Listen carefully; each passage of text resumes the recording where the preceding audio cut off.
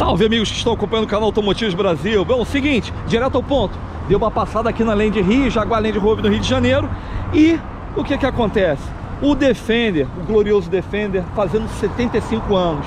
E aí pintou edição limitada 75 anos aqui. E é legal porque olha só, fazendo aqui uma releitura da cor que eu acho muito emblemática, que é esse verde Grasmere aqui. Tá repetindo lá, muito interessante. E até é legal porque assim, o Defender, né, vou falar um pouquinho da história do Defender. Quem acompanha o canal sabe que é minha marca do coração, eu amo todas, mas a Land Rover é a Land Rover. E o Defender, principalmente o quadradão aqui, é o Defender, é o meu carro do coração. E aí é o seguinte, né, ele nasceu com uma proposta, né, de carro de trabalho, um 4x4 raiz, e feito numa época de escassez de metais, né? A gente está falando aí de 1948, um pós-guerra, daí ele ter começado a vir de alumínio. E aí aquela história, né? Você, com a escassez de metais e tal, caiu para o alumínio, perdia um pouco no acabamento, sim, para moldar e etc e tal, mas em compensação ganhava leveza. E leveza em cima, o que conferia uma estabilidade incrível para um veículo off-road. E a gente sabe que assim, para o off-road é imprescindível que você tenha pouca inclinação lateral, para você não capotar, porque você não está andando retinho, você está andando em obstáculos aparentemente intransponíveis. E o Defender, então, na época, na verdade era o Série 1, se chamava Defender. Ele passou a se chamar Defender acho que em 91, por aí, mas era o Série 1. E em relação, por exemplo, ao Willys, ele era um carro mais macio. Eu lembro disso, meu pai sempre falando, a gente teve tudo quanto é jeito que vocês imaginam em casa. E na nossa época de Willys, meu pai sempre falava, o Land Rover é mais macio. Aí, a partir de 92, mais ou menos, que aí a Land Rover, acho que 91, 92, a Land Rover passou a vir para o Brasil, né? Passou a vender no Brasil. E aí, a história vem até hoje. Então, veio daqui. O carro, homenagem é esse aqui. É um Defender, né, 2022 D300. Ih, esqueci de abrir, mas a chave está aqui. E aí o que acontece? Você tem fazer essa brincadeira num take só. Vamos fazer o seguinte, vamos mostrar como é que ele era. É mais legal. Esse aqui tá até com um volante customizado e tal, não sei o que. Mas é interessante o seguinte, gente, a gente vê elementos aqui que vão se repetir no Defender de lá. E eu acho isso demais. Assim, o que acontece? Por exemplo, deixa eu entrar, subir aqui nele aqui. Esse era um carro, né, conforme eu falei, com uma outra proposta, um carro espartano e tal, câmbio mecânico, 5 marchas, bloqueio diferencial, aqui era reduzida, enfim, tudo manual mesmo, aqui ó, manivela. Depois passou a ter, porque aí passa a ter. Esse aqui tem até um adaptador para o rádio que vendiam na época e tal, mas muitos não vinham sem isso aqui. Depois passou a ter um console, uma basezinha para você botar o rádio e tal. Mas falando aqui, o que acontece? Esse carro tem esse porta-nichos aqui. Esse aqui da esquerda não tem, mas a direita, o carona segurar aqui, ó. Entendeu? Segura aqui. Então, assim, são elementos bem característicos de Defender. Que é interessante, essa janela aqui em cima, essa janelinha. Enfim, esse era o Defender. Características, assim, bem dele mesmo. É interessante. Agora, uma característica negativa: os pedais, eles são muito para a esquerda. Então, quem não está acostumado a dirigir Defender, tá arriscado a pisar no freio achando que é embreagem. E acredito que isso aconteceu com um amigo meu há muitos anos, quando eu peguei o Defender do meu pai, entreguei para ele dar uma volta. Nossa senhora, o carro fez assim, na hora de pisar na embreagem, ele pisou no freio. Mas enfim, um carro simples, direto ao ponto, que tinha suspensão com molas helicoidais, entendeu?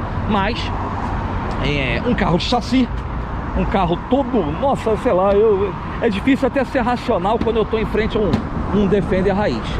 Mas aí veio pra cá, o tempo passou, precisou atualizar, precisou para aguentar a concorrência. Tanto que esse Defender aqui, ele durou até 2016, se eu não me engano. Aqui no Brasil foi até 2011, depois parou.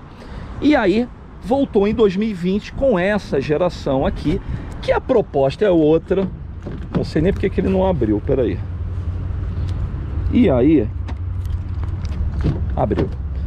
Aí o que eu falei do vazado. Por que isso é assim? Porque no antigo era assim.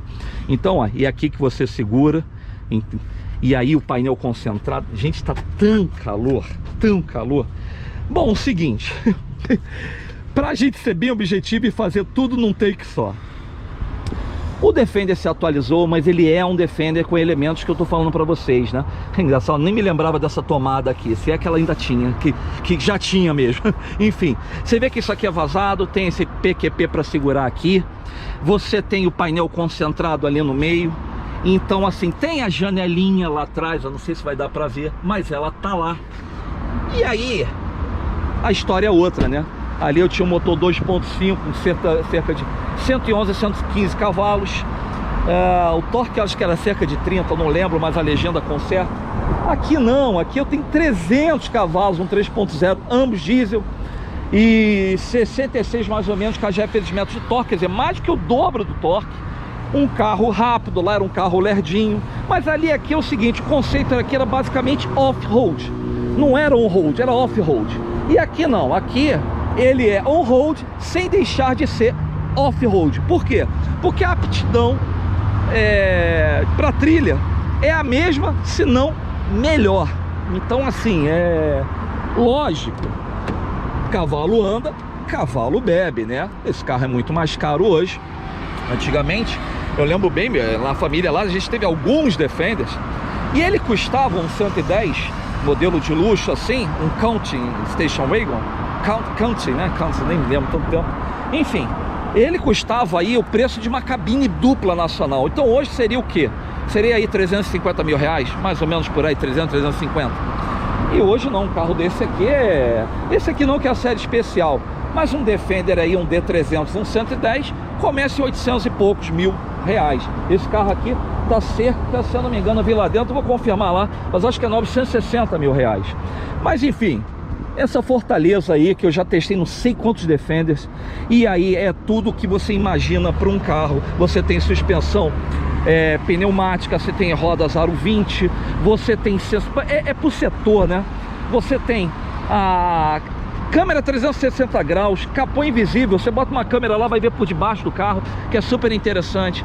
Você tem sensor dianteiro, você tem sensor de placa. Gente, o que existe para um carro tem aqui. Você tem monitor de ponto cego, você tem sensor de tráfego cruzado, você tem monitoramento de faixa. O que existe? Tem aqui. É aquela história, é caro, mas o que existe tá aqui. Sobretudo, história carrega para cá. Então esse é o 75 anos, câmbio automático de 8 marchas. Lá a gente tinha, antigamente era 5. Você tem essa multimídia PIV Pro aqui, que é revolucionária. Você tem agora me fugi aqui o nome, tá tão calor, mas enfim, som afinado. Gente, o que existe? Aí falar nisso, vamos fazer o seguinte, não sei se com a chave no bolso ela vai pegar. Ah, pegou. E aí, vamos ligar aqui para poder usufruir do ar-condicionado, que sinceramente deve estar em 60 graus. Não, bota 60 graus nisso, tá quente pra caramba. Mas eu tenho um ar-condicionado quadrizone, carregamento por indução, eu tenho pareamento sem fio, eu tenho regulagem de volante, altura e profundidade de forma elétrica. Então assim, o que existe? O que existe tá aqui. E bancos elétricos. Esse carro aqui é um 7 lugares. Enfim, aqui ó, vamos brincar rapidinho. Eu falei que não ia falar não, mas olha só, aqui você tem a parte navegação. Eu tenho navegação nativa, por exemplo. Eu tenho aqui ó, contas, assentos, eu tenho ventilação de assento, eu tenho câmeras. Aí na parte de câmeras, por exemplo, eu estou no on-road aqui. Então olha aqui ó, o carro está aqui, eu tenho como ficar brincando. Eu vejo tudo, ó, porta aberta e tal, quer ver, ó? Vou fechar a porta aqui, ó. Olha lá, fechou a porta também. Então incrível, ó, a visão traseira, a visão dianteira. Aí quando eu vou pro off-road, olha aqui, o que é isso aqui? Isso aqui é o que está embaixo do capô. Então é super interessante, lembrando que isso aí pro off-road é muito importante você saber onde que você está botando, né, o seu carro. Vai pegar uma ponte, sei lá, que é a conta certa, você está vendo tudo por dentro, por baixo, enfim.